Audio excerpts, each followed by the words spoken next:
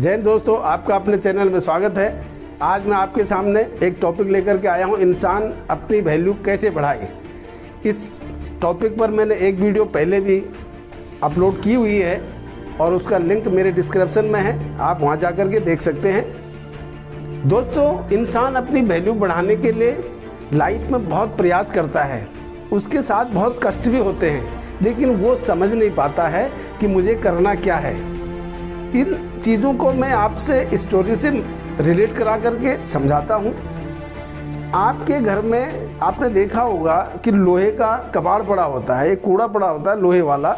अगर आप उसको कबाड़ी को बेचते हैं तो कितने रुपए किलो कबाड़ी खरीदता है आपसे?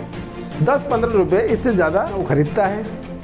अब वही कबाड़ जब जो है मशीन में जाता है और किसी सांचे में ढलता है पिसने के बाद, तो फिर मान लीजिए उसका एक बाइक का या स्कूटर का कोई मडगार्ड बना लोहे वाला, और आपके पास बाइक है या स्कूटर जो भी है उसका मडगार्ड ख़राब हो गया, आप उसको नया लगाने जा रहे हैं। उसी लोहे का जब वो मडगार्ड आप ख़रीदते हैं तो लगभग उसकी कीमत 100 रुपये किलो या 150 रुपये किलो हो जाती है। अब आप देखेंगे, फिर आपके पास एक सिंपल कार देखते हैं, बहुत सारी हैं।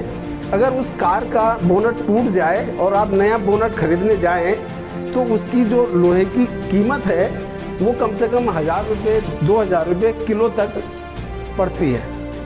लेकिन वही अगर लग्जरी कारों का बोनट या दरवाज़ा टूट जाए और उसके लिए हमको लोहा खरीदना पड़े, यानी वो पार्ट्स खरीदना पड़े, तो उसकी कीमत और कई गुना बढ़ जाती है। इसके पीछे कारण क्या है? आखिर वो जो कूड़ा था वो भी लोहा था, बाइक का मडगार्ड वो भी लोहा है, सिंपल कार का जो बोनट का ढक्कन है वो भी लोहा है, और जो लग्जरी कार का बोनट का ढक्कन है वो भी लोहा है। लेकिन इनकी जो कीमत है वो अलग अलग क्यों हुई, आप बता सकते हैं क्यों? क्योंकि जो वो सिंपल कूड़ा था वो किसी काम का नहीं था, पड़ा हुआ था एक कोने में, उसकी कोई वैल्यू नहीं थी, इसलिए वो 15 रुपये किलो बिका।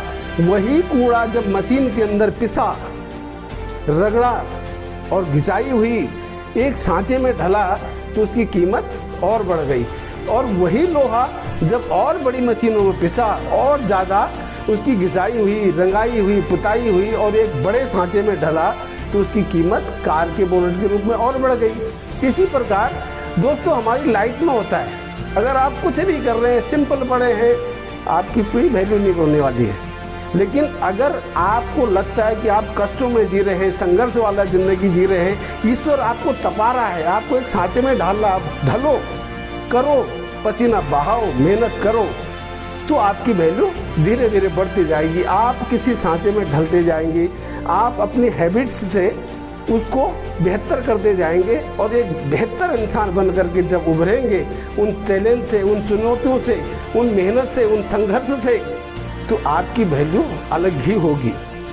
क्योंकि वैल्यू बढ़ाने के लिए छीनी हथौड़ी की ये चोटें भी सहनी पड़ती हैं।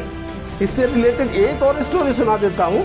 आपने देखा होगा कि मंदिर में मूर्ति लगी होती है संगमरमर की, और जो आंगन होता है बाहर, वहाँ भी बिछा होता है संगमरमर। अब एक दिन क्या हुआ कि जो ज़मीन में बिछा हुआ संगमरमर का पत्थर था, वो मूर्ति वाले संगमरमर पत्थर से बोला कि तुम वहाँ पर सजी हुई हो और जो भी लोग आते हैं वो मेरे ऊपर चल के जाते हैं और तुम्हारे सामने मत्था टेकते हैं। ऐसा क्यों, जबकि तुम भी संगमरमर, मैं भी संगमरमर। तो मूर्ति वाले संगमरमर ने बताया कि तुम सिंपल तरीके से एक बार काट करके बिछा दिए गए, तुमने कोई हथौड़ी और छेने की कोई चोट नहीं सही। मेरे को देखो, मेरे को मूर्तिकार ने कितनी बार छेनी और हथौड़ी की चोटों से दुखाया है, काटा है, तब मैं किसी एक आकार में ढला हूँ और इसलिए मैं आज पूजनीय हूँ। यहाँ पर मेरे सामने लोग मत्था टेकने आते हैं। अगर दोस्तों आप इस प्रकार से लाइफ में बहुत सारे संघर्षों से, बहुत सारे चोटों से अगर आपको लग रही हैं, तो निश्चित रूप से आप किसी न किसी सांचे में ढल रहे हो और ऊपर वाला आपको की जो वैल्यू है वो बढ़ाने वाला है। इसलिए निरंतर आप अपने मेहनत करें, अपना संघर्ष करें, और लगातार बढ़ते रहें तो निश्चित रूप से आपकी जो वैल्यू है वो बहुत बड़ी होने वाली है।